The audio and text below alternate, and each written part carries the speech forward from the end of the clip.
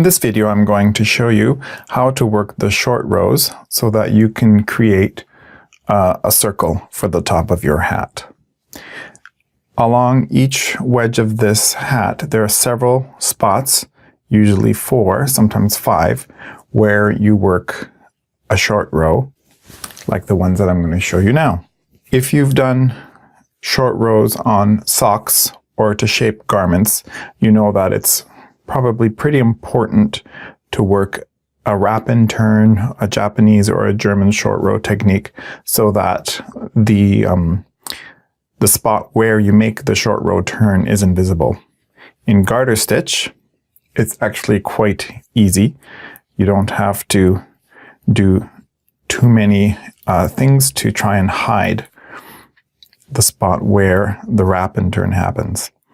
Okay, so there's 2 ways to wrap and turn for garter stitch rows.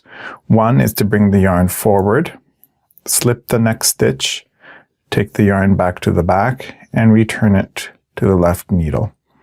And that basically creates your wrapped stitch.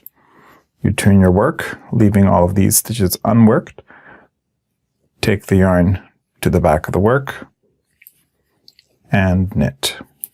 Okay, and you can see here, this little green strand is wrapping that white stitch, so that's the wrapped stitch. When you go back across and you get to the wrapped stitch, when it's garter stitch, you don't have to do anything.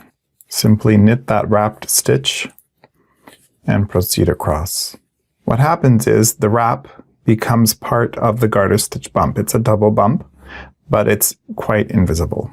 The other way to do a wrapped stitch, instead of bringing the yarn forward, simply slip the stitch that's to be wrapped, turn your work, take the yarn to the back, slip that stitch back to the right hand needle, and proceed knitting. That creates the same effect, and it wraps the stitch with what looks like a garter stitch bump, and the next time you go across, it'll just disappear into the work. If it weren't for the colors, you wouldn't be able to see where the transitions happen.